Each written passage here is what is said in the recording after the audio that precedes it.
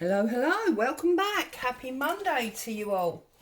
So, being Monday means the Facebook freebie sheet and a few ideas of what you could maybe do with it.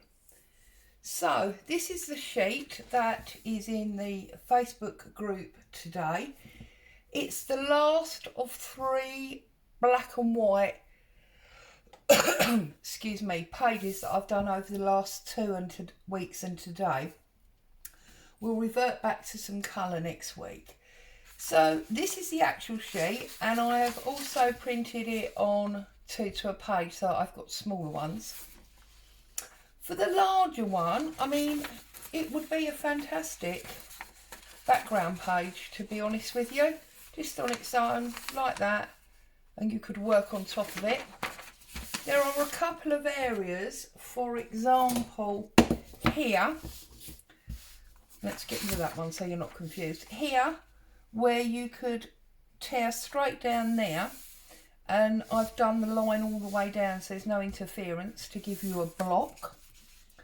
Likewise, you could do it, you know, there, and cut these 3 off the bottom, have a smaller block. You could do that smaller block. So you could do it in block format. You can obviously cut them out individually, or with this big one, I'm sorry, that's Boo barking now. You could definitely fold it in half and use it as a background page. But what I'm going to use today is one of the smaller ones, and I'm going to make some clusters. So I'm just going to move my chair, that's better. Right, I'm going to make some clusters. So I've got the 2 to a page print. I've got a sheet of coffee dyed paper. I've got some assorted coloured fabrics there. And I've got some book page, well, book block. So I'm going to make some clusters. I'm going to be using my cloud glue and my prick stick. And I'm just going to start by ripping off the whole reduced size sheet. Okay, I'm then going to take my scissors and actually let's just pull off that block that I talked about on the larger one. There you go, that gives us more than enough to be getting on with. So tearing that down, getting rid of the excess white, which is a little bit odd, isn't it, because it's all sort of white. Okay, now I'm going to break them out, as it were. So I'm going to cut straight across there, and that obviously gives me 3, and then I'm going to cut down to that F like so, and that gives me 2 more there in the B and the G. Now I don't know how many we're going to get done, because generally try and keep these videos to about half an hour-ish. So we'll see how we get on. So let's cut them up individually. So they're like Scrabble tiles almost, only just very different sizes. Unlike the others, I've really only used 2 fonts in these, but I have used capitals and small. So what I'm going to do is I'm going to now get my Dettol ruler, and I want to use book page as my 3rd layer, and I'm going to use coffee dyed paper as my 2nd layer, and then I'm going to use my fabric as my 4th layer. That might not make much sense at the moment, but it will do. So we've got rid of those excess. So the first thing I'm going to do is I'm going to take just under a ruler width, whatever that is, off of my coffee dyed paper on the length, okay? And I'm going to put these on here like so. Now this is actually marginally wider than I would like it. So let's see if we can get a deco edge on the other side, and then that will make it a little bit smaller.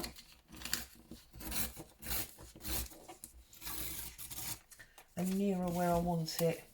There you go, because that bee's quite slim. I'm now going to just do a decal top because I want it all to have that shape.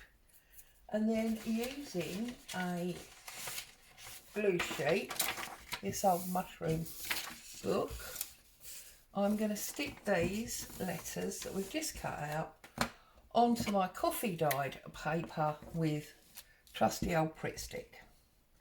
So there's the first one, and I'm just trying to get it roughly in the centre of this piece of paper, this coffee dyed paper.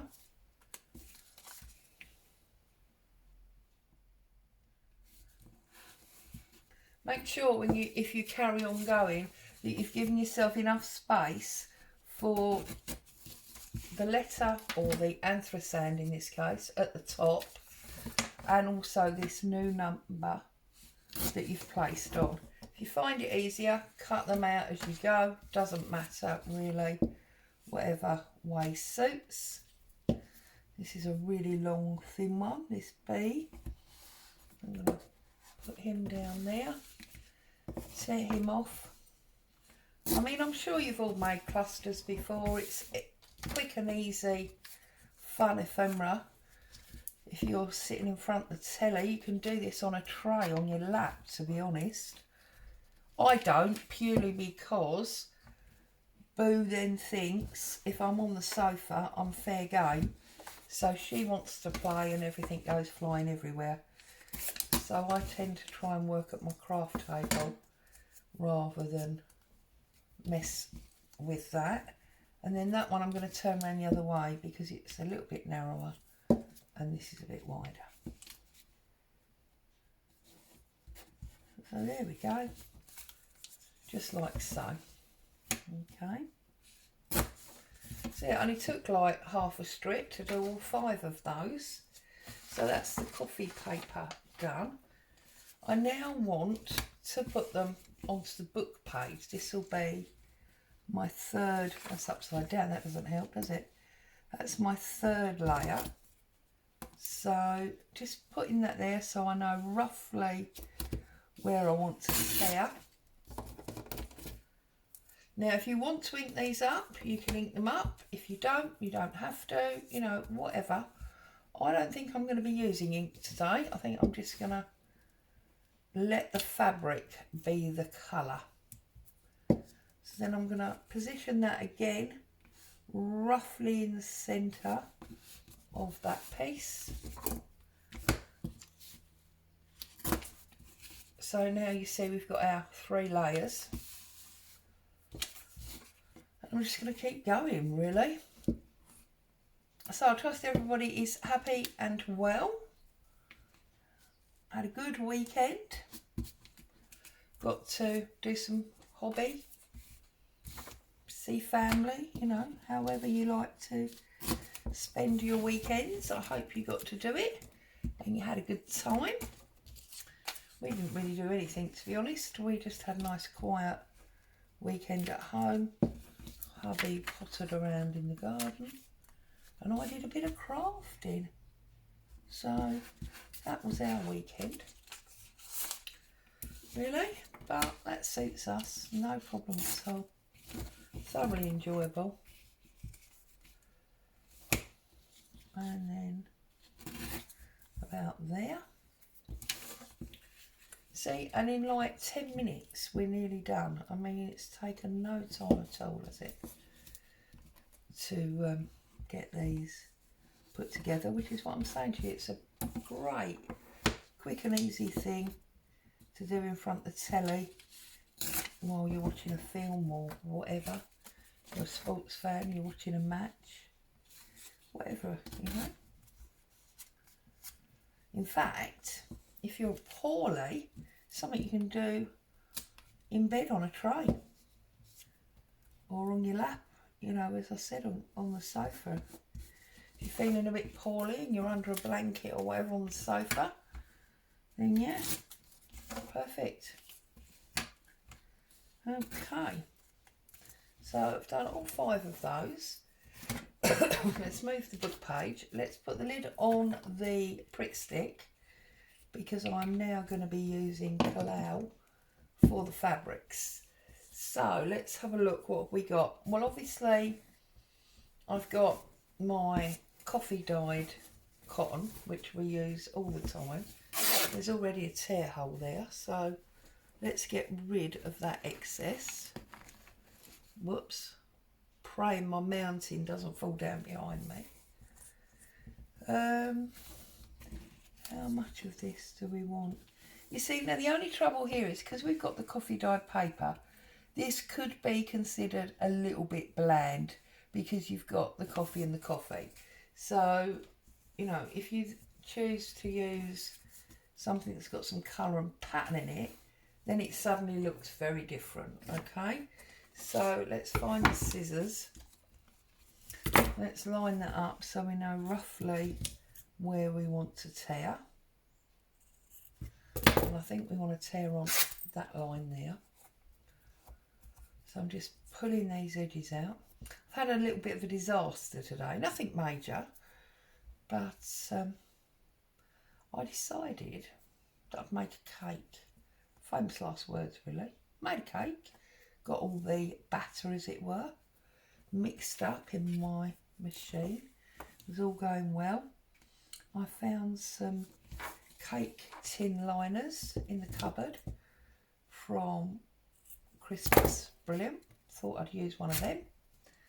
So I popped the liner in the tin. I put the mix in the tin. Put the whole thing on a baking sheet, as you do. And I put it in the oven. Well, boy, am I glad that I decided to use a baking sheet. See, look at that. I think that's really, really pretty because I had stupidly decided to use the wrong size cake tin. Consequently, cake mixture spilled all over the side of the tin, bubbled up like a volcano it did, landed on the baking tray, fortunately, rather than all over the bottom of the oven. So there you go, there's one. So I'm glad that I put it on a baking tray because obviously there's no oven to tidy up. I've also got this lovely bit of rose anglaise. So what have we got here? These are quite narrow, aren't they? So about there, I think. So yeah, I'm glad, as I say, that I put it on a baking tray because that means I didn't have to worry too much. I'm actually going to leave that crooked side because I think it just adds even more interest. Yes, so it didn't go all over the bottom of the oven, which was something, but it was, well, it is a hysterical sight because where it's all bubbled over, there's no middle to my cake. And it's like a loaf tin, yeah? So that side is beautiful risen puffy cake. This side, beautiful risen, and in the middle is a big like hole, like a pond that's been drained because all that cake has spilled over and cooked on the baking tray. So I've got a combination of a centreless cake and some cookies. But hey, tastes all right. It's going to get eaten. I just thought I'd share with you guys what a crazy cooking event I'd had. Madness, but there you go. There you go. Perhaps that's because I had too good a lazy weekend. Who knows? Anyway, so there you go. That's one with that one. And then I've got some of this like wide sari silk. And it is, of course, screwed up. So I've got to stretch it right out. I don't want to iron it because I like the screwed up area. But I need to work out you know, where I'm going to tear it. So I've stretched it out a little bit. Oh, it's going to tear the wrong way. Oh well. Do you know why that happens? That is because you have got the weft instead of the warp. There you go. I can never quite remember which way round it is, but when they weave fabric, I'm learning this because of my, I can't think what it's called now. I was going to say weaving ball, but that's not right, is it? That hubby bought me for Christmas so I can have a play and learn. You have strings that go up and then you weave across, yeah? Well, one way, see, I quite like that with a really oversized one. One way that goes is the weft. And I think hubby tried to tell me an easy way to remember it was the weft goes weft and white, i.e. the one that goes left and right is the weft. And the warp is the one that goes top to bottom. But anyway, so if you rip it the wrong way, obviously you haven't got a weft or a warp. You're trying to tear it on the diagonal, and that's why it all goes wrong. There you go. Another little boring tidbit for you. But now you know. Oh, now I haven't got enough fabrics because I didn't use my coffee dyed one. I'll have to... Oh, I've got a load next to me. I'll see what I can find. So this one on here. So there you go. So Cape Disaster and a little bit of information about woven thread. One of my daughters, actually, while we're talking about weaving, one of my daughters bought me some fantastic yarn bats for Christmas because she obviously knew her dad had got me the weaving loom. It's called a loom, isn't it? The weaving loom. So now, of course, I've got all involved and I've bought a spinner so that I can draw out these fabrics, these bats that she bought me, these wonderful bats, into yarn and then weave with them. Oh, I do get involved, goodness me. Soon there'll be no room for any people in this house, only craft equipment. What can you do, eh? What can you do? So there's that one. And up here, what have I got up here? Now this is some of the fabric that the wonderful Helen sent me. And I think what I want is some of this area here where it's got the... See, it won't tear because I'm going the wrong way. So what you have to do, because I'm going on the weft, not the warp, it's not going to tear because what it does is it stretches itself rather than tearing. But that's fine for what we're doing. Right, and then I'm just going to have a little bit of this brightly sort of pinky blue area. Oh, really got to get me fabric scissors.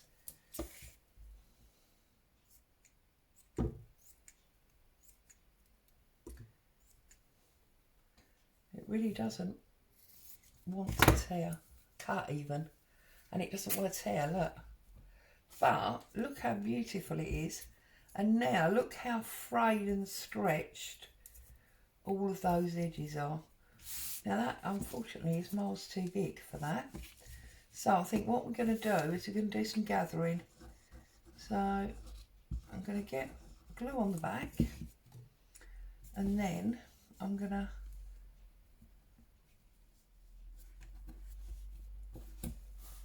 gather it all together like that.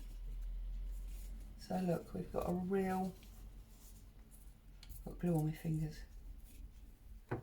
a real splay of colour. Oh, see, I've got glue all over my fingers. Got a real splay of colour coming out of there. Now that literally took 15 minutes, so I think we'll do some more.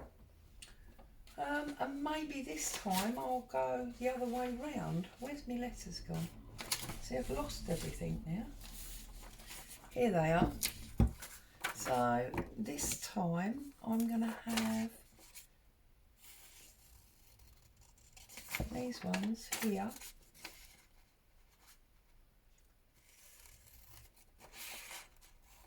Just do a few more. And then I'll have 2 of each colour. So I'll have like a set to be used. Or, you know, it's hardly a set, is it? 2? A pair. I'll have a pair to use in the appropriate journal. So they'll go in my made ephemera box. So 1, 2, 3,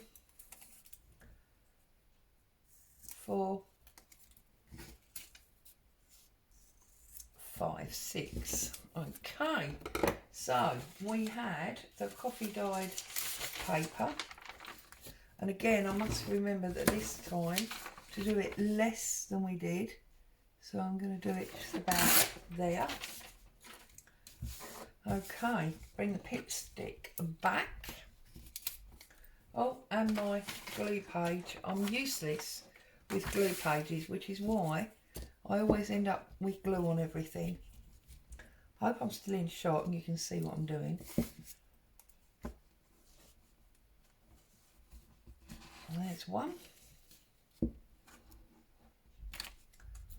This is another lovely quick, you know, if you've only got half an hour or whatever, do a little bit of crafting.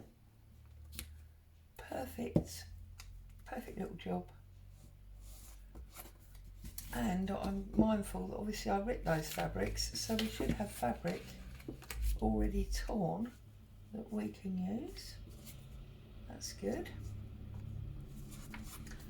Hubby's gone off out to a meeting, so that's part of the reason I ended up making a cake, because I had quiet time, just me and the dog. Sort of wishing I hadn't bothered now, but hey ho. These things are sent to try us, are they not? Okay. And then let's just, first of all, give ourselves a deco edge there that we didn't have. And then we can go 1, 2. See, we're mess making here, ladies. 3. I shouldn't say that actually, should I? In case there's any men watching. 4. I know actually there is one man in my YouTube group, because he sent me a message once, so I know there is one man. More book page.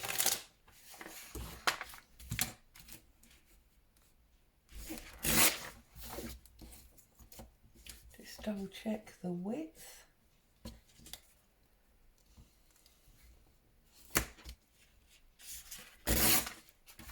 Okay, let's tear off that top. We don't want the top, do we?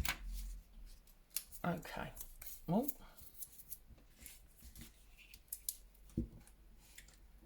Won't be surprised actually if hubby appears at the door anytime soon. He's been out a while. Shouldn't have been a long meeting, but he has had to drive, so a distance, well not major distance, but you never quite know, do you, what the traffic's like. So, but always lets me know though, she knows the sound of the car, of course. And then I suppose it'll be tea and cake time, won't it? Cut that bottom off.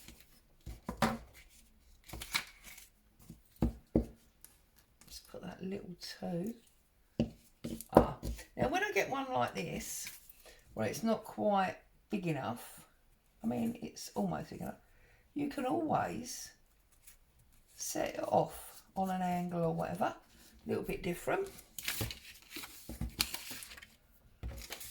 Let's tear off that top again, and we put our P on. I think this is, yeah, P. And because I've got symbols here, I want to make sure that when I'm doubling up the fabrics, I'm obviously not doing two symbols. So like if we line them up here, make sure that we don't get, you know, two numbers or two symbols together or whatever. We got the E, which I think is going to sit out on its own because I ended up cutting 6 out, didn't I? And the pound sign is going to go under that B. So we got the E out on its own, and then we got the pound sign. Glued the wrong bit, but never mind. We got the pound sign under the B. There we go. And I am going to put my Pritt stick away because this really will be the last batch of them. Now I'm just going to go back to my fabrics. So what did we have? See, we tore extras, didn't we? So let's start here with this P. So again, this was the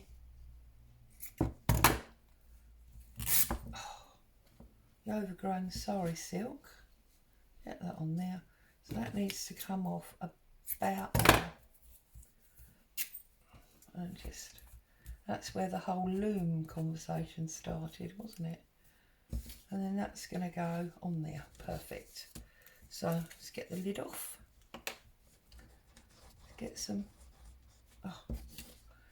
glue on here. Oh, the heating must have come on. It's suddenly gone very warm. Wow. Turn it over. Get a little press down. And I'm not worried about the glue coming through because obviously we are going to be sticking these to our journal pages one way or another. Oh, look at that. That's almost perfect size. So we're going to go with the craft gods that made that possible, to just not have to operate that at all. There we go. That's that one. Then we need some of this pink broderie anglaise for our little number 2 there. And I'm guessing that's going to fit on there. As it's crooked, we better go crooked again. So about there. Rip that apart. And I don't know if you're like me, do you talk to yourself when I'm here in the craft room? Craft room, haha, at my craft table. I talk to myself all the time. Hubby is forever shouting down, what? Thinking he didn't hear something that I was saying to him. Right, so then we've got this red. Now it's not going to go that way. So it's going to have to go height ways, which is, well, fine. I'm just checking. And then that's going to go across there. So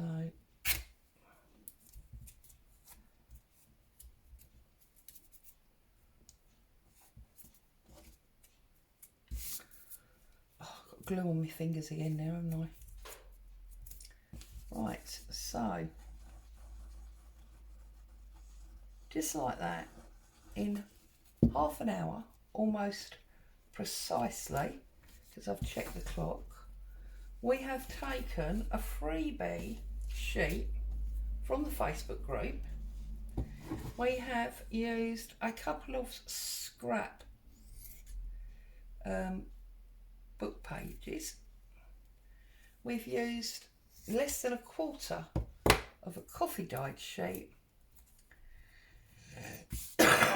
and some bits of fabric from our stash, and we have created 10, is that? Oh, I've got that odd E, haven't I? We've created 11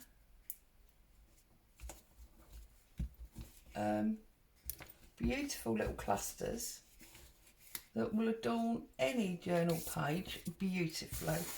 So what have I got left? Oh, the glue, the glue, the glue, the nightmare of the glue.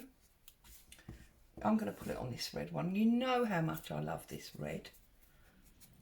So pull all those strings off. Glue this up. And pop him on there like so. So there you go, ladies.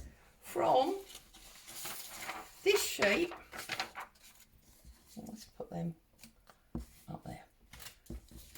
From this sheet, a few bits of fabric and a couple of book pages, we created all of them for our journals. As always, thank you so much for joining me. Happy crafting. I'll be back to see you soon. Bye.